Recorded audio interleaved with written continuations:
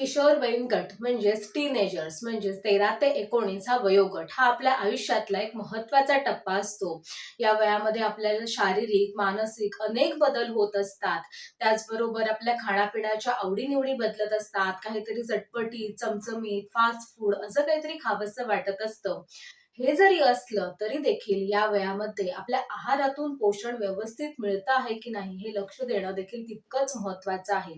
कारण या वयामध्ये जर पोषण व्यवस्थित मिळालं नाही, तर त्याचे परिणाम आहे ते तात्कालिक न राहता, त्या वयापुरते न राहता, त्याचे परिणाम हे आपल्या भविष्यात देखील आपल्याला भोगावे लागतात. आणि म्हणूनच या वयामध्ये मुलांचा आहार व्यवस्थित असणं हे गरजेचं आहे. आजच्या व्हिडिओमध्ये बघूया किशोरवयीन गट म्हणजेच टीनेजर मुला-मुलींचा आहार हा कसा असला पाहिजे.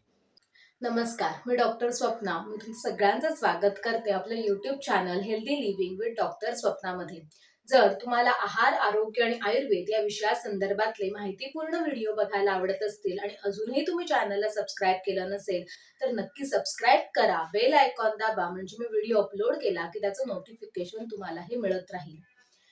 टीनेजर्स किंवा आपण त्याला बऱ्याच वेळेला वाढत्या वयाची मुलं असं देखील म्हणतो आणि ते अगदीच बरोबर आहे. कारण आपल्या आयुष्यामध्ये 2 वेळेला आपलं जे शरीराची वाढ आहे ती खूप जलद गतीने होत असते. त्यातला सगळ्यात पहिला टप्पा येतो ते म्हणजे आपल्या आयुष्यातलं पहिलं वर्ष.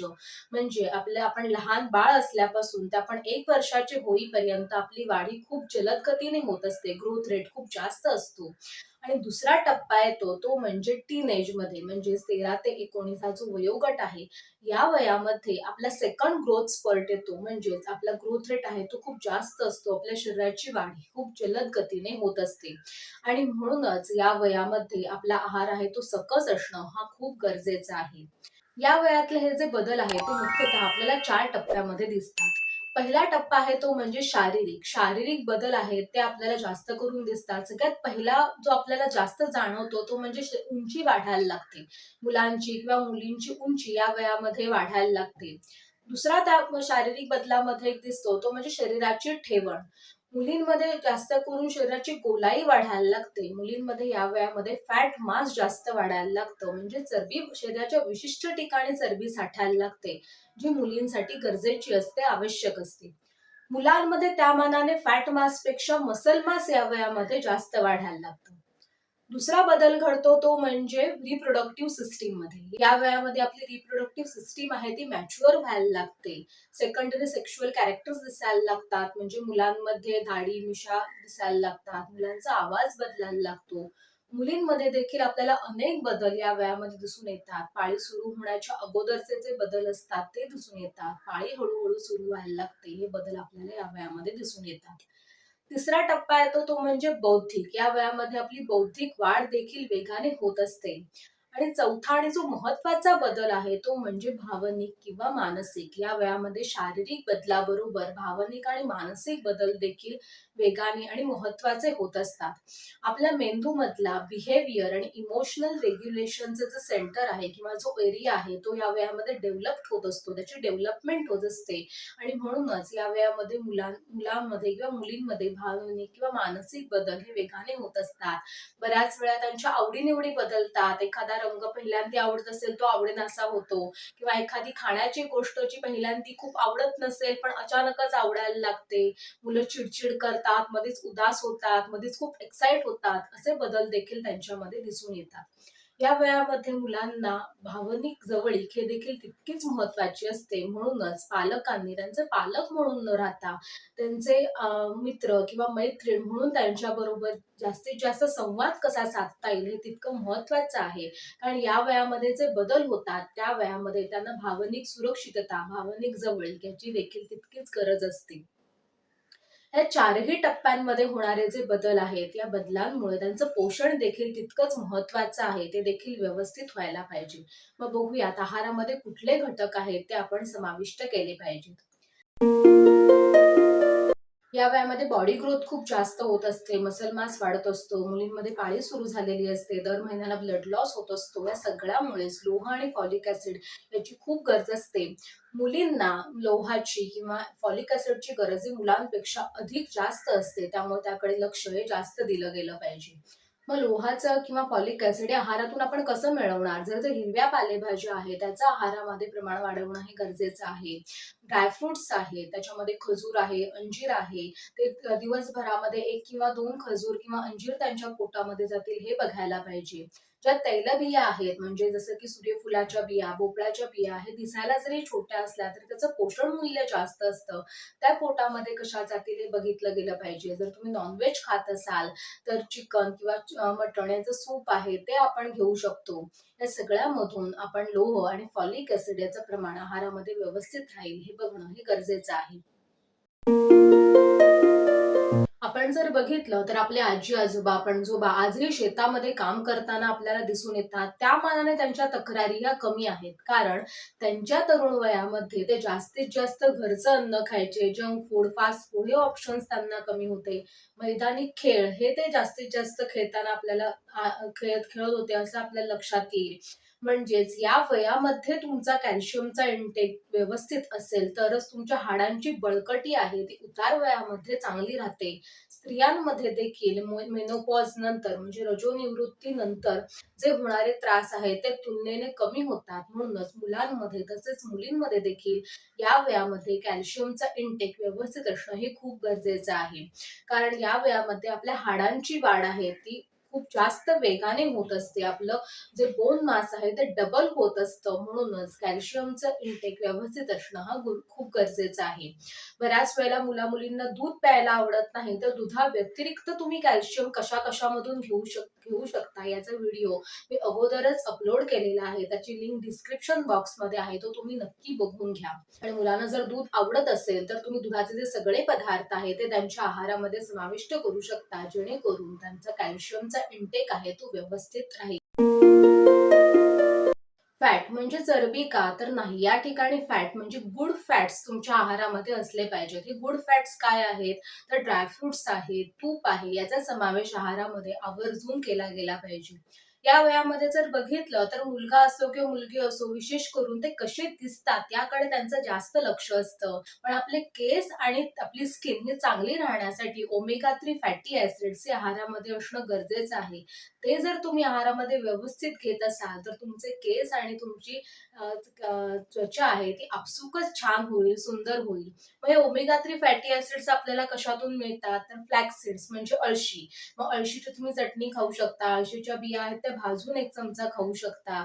त्याचबरोबर वॉलनट्स किंवा म्हणजेच अक्रोड किंवा बदाम आहेत ते आहारामध्ये समाविष्ट करणं. त्याचबरोबर फिश म्हणजे वेगवेगळे जे मासे आहेत, माशांमधून ओमेगा 3 फॅटी ॲसिड्स खूप चांगल्या प्रमाणामध्ये मिळतं.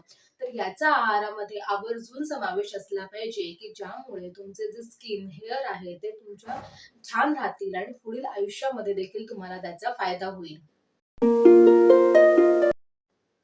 प्रथिनं ही या वयामध्ये खूप जास्त महत्वाची आहेत. प्रोटीन्स आहेत ते आपल्या शरीरातलं मसल मास चांगलं करतात. आपल्या शरीराच्या वाढीसाठी गरजेचे आहेत. शरीरामध्ये जे हार्मोन्स बनतात ते हार्मोन्स व्यवस्थित बनण्यासाठी प्रथिनं गरजेची आहेत आणि या वयामध्ये त्या शरीरामध्ये अनेक हार्मोनल बदल होत असतात. त्यामुळे प्रथिनांचा आहारामध्ये समावेश व्यवस्थित असणं हे खूप गरजेचं आहे. मग ही प्रथिनं तुम्ही कशामधून मिळवू शकता? तर डाळीचा आहारामध्ये समावेश जास्त वाढवणं, कडधान्यांचं प्रमाण जास्त ठेवणं, फिश किंवा चिकन आहे ते आहारामध्ये जास्त खाणं, दुधाचे कुठलेही पदार्थ आहेत त्याचा आहारामध्ये समावेश असणं, त्याचबरोबर ड्रायफ्रुट्स देखील तुम्ही खाऊ शकता. हे सगळ्यामधून तुम्हाला जास्तीत जास्त प्रथिनं आहारामध्ये कशी मिळतील याकडे लक्ष देणं हे गरजेचं आहे. कारण या वयामध्ये तुमची बोन ग्रोथ होते, बॉडी ग्रोथ होते. या सगळ्यासाठीच हार्मोनल चेंजेस खूप होत असतात. या सगळ्यासाठीच प्रथिनांचा साठा व्यवस्थित असणं हे खूप गरजेचं आहे. कार्बोहायड्रेट्स म्हणजेच कर्बोदकं ही काय करतात तर आपल्या शरीराला ऊर्जा प्राप्त करून देतात. एनर्जीसाठी यांचं प्रमाण हे व्यवस्थित असणे गरजेचं आहे. या वेळामध्ये शारीरिक वाढ होत असतेच, त्याचबरोबर मानसिक वाढ होत असते. अनेक नवीन-नवीन कल्पना आपल्याला सुचत असतात. फिजिकल ॲक्टिव्हिटी खूप जास्त असते. या सगळ्यासाठीच आपल्या मेंदूचं काम चांगलं चालण्यासाठीच आपल्याला ग्लुकोजची, एनर्जीची गरज असते. म्हणूनच कर्बोदकांचं प्रमाण आहारामध्ये गरजेचं असणं देखील महत्त्वाचं आहे. मग या वेळेलाच आपल्या कर्बोदक आणि प्रथिनं यांचा समतोल कसा राहील हे महत्वाचं आहे. म्हणूनच भाताबरोबरच तुम्ही डाळचं प्रमाण व्यवस्थित असणं, उसळ देखील तेवढ्याच प्रमाणामध्ये खाणं गरजेचं आहे. जर तुम्ही खिचडी बनवत असाल तर त्याच्यामध्ये भातापेक्षा थोडंसं डाळीचं प्रमाण जास्त वाढवा, ज्यामुळे तुमची प्रथिनं देखील वाढतील आणि कर्बोदकांचं प्रमाण देखील व्यवस्थित राहील. तुम्ही डाळीचे वेगवेगळे पदार्थ बनवू शकता. डाळीमध्ये प्रथिनं आणि कर्बोदक यांचं एक चांगलं मिश्रण असतं. त्याच्यामुळे डाळीचे म्हणजे मिक्स डाळींचे डोसे करणे, मुगाचे डोसे करणे, इडली करणे, ज्यामुळे मुलांना ते खायला देखील छान वाटतं आणि त्याचबरोबर त्यांची कर्बोदक आणि प्रथिनं या दोघांची गरज देखील भागली जाते. हे कार्बोहायड्रेट्स आहेत ते सिंपल आणि कॉम्प्लेक्स या 2 प्रकारामध्ये येतात. सिंपल कार्बोहायड्रेट्स म्हणजेच काय? तर म्हणजे ते डायरेक्टली आपल्याला ग्लुकोज देतात. म्हणजेच काय झालं तर साखरेसारखे जे पदार्थ आहेत ते. पण या वयामध्ये आपल्याला जे महत्वाचे आहे ते म्हणजे कॉम्प्लेक्स कार्बोहायड्रेट्स म्हणजेच काय?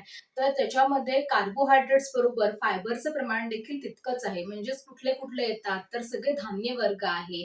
त्याच्यानंतर भाज्या आहेत, त्याच्यानंतर फळं आहेत. मग धान्य वर्गांमध्येच खूप म्हणजे रिफाइंड जे आहे ते खायचं नाहीये. म्हणजे जे मैदा वगैरे आहे ते नाही. जे ती संपूर्ण धान्य आहे त्यापासून जे बनवलेले पदार्थ आहेत ते जास्तीत जास्त खायला पाहिजेत. म्हणून आहारामध्ये फळांचा समावेश असणं, भाज्यांचा समावेश असणं हे खूप जास्त महत्वाचं आहे. त्याचबरोबर साखरेचे पदार्थ आहेत, कोल्ड ड्रिंक्स आहेत, रिफाइंड फ्लोअर आहे, मैद्याचे पदार्थ आहेत. याचं प्रमाण जेवढं कमी असेल तेवढं आपल्यासाठी आवश्यक आहे. कारण यामुळे तुम्हाला पोषण न मिळता तुमच्या शरीराला त्रासच होणार आहे. हे सगळं जरी असलं, आहारामध्ये काय-काय खाणं महत्वाचं आहे, हे सगळं जरी माहिती असलं, तरी हे सगळं कसं द्यायचं हा मोठा प्रश्न आपल्याला असतो. तर यासाठी आपण छोट्या-छोट्या टिप्स केल्या गेल्या पाहिजेत. मुलांना आपल्याला जे द्यायचं आहे, म्हणजे जसं की भाज्या द्यायच्या आहेत किंवा जे काही द्यायचं आहे, ते थोडंसं वेगळ्या पद्धतीने देणं. म्हणजे मुलांना पराठे देणं, थालीपीठं देणं, इडली किंवा डोसा यामध्ये त्याचं प्रमाण मिक्स करणं, हे आपण करू शकतो. डाळीचे अप्पे बनवू शकतो. तर हे असं थोडं-थोडं वेगवेगळं जे आपण पटकन देखील होईल, त्याचबरोबर मुलांसाठी पौष्टिक देखील असेल, हे आपण थोडंसं आपल्याला लक्ष देणं हे गरजेचं आहे, की ज्यामुळे मुलं ते खातील देखील आणि मुलांचं पोषण देखील हे व्यवस्थित राहील. दुसरी महत्वाची गोष्ट आहे ते म्हणजे हेल्दी स्नॅकिंग. हेल्दी स्नॅकिंग म्हणजे काय? या वयामध्ये मुलांना सतत काहीतरी खावंसं वाटत असतं. त्यांची भूक देखील वाढलेली असते. मग हेल्दी स्नॅकिंग म्हणजे काय? तर घरामध्ये असे पदार्थ ठेवायचेच नाहीत, की जे मुलांसाठी चांगले नाहीयेत. जसं की रिफाइंड जे बाहेरचं पॅक्ड फूड आहे, प्रोसेस्ड फूड आहे, हे घरामध्ये कमीत कमी ठेवायचं किंवा ठेवायचं नाही. तर असे पदार्थ ठेवायचे, की जे मुलांना खाण्यासाठी चांगले आहेत. म्हणजेच काय? तर ड्रायफ्रुट्सच्या बॉटल्स भरून ठेवणं, त्याचबरोबर फळं ठेवणं किंवा चिक्की किंवा लाडू आहे वेगवेगळे बनवलेले ते ठेवणं. घरातला बनवलेला मखाण्याचा चिवडा असेल किंवा ड्रायफ्रुटची चिक्की असेल, तर असे गोष्टी आपल्या त्यांच्या नजरेसमोर ठेवणं, की त्यामुळे ज्यावेळेला त्यांना भूक लागेल त्यावेळेला ते आपसुकच ते खाण्याकडे प्राधान्य देतील आणि घरात बाकीच्या गोष्टी नसतील तर त्यांना तेच खाणं हे भाग पडेल.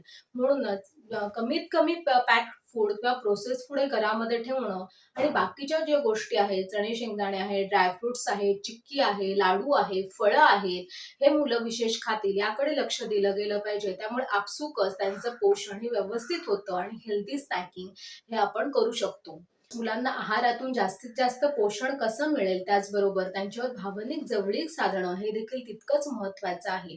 जर तुम्हाला आजचा व्हिडिओ आवडला असेल किंवा गरजेचा वाटला असेल, तर तुमच्या नातेवाईकांना हा नक्की शेअर करा. असेच माहितीपूर्ण व्हिडिओ बघण्यासाठी चॅनलला आजच सबस्क्राईब करून बेल आयकॉन दाबा, म्हणजे मी व्हिडिओ अपलोड केला की त्याचं नोटिफिकेशन तुम्हालाही मिळत राहील. तुम्हाला काही शंका असेल तर मला कमेंट बॉक्समध्ये नक्की विचारा आणि तोपर्यंत हेल्दी राहा आणि हॅप्पी राहा. नमस्कार.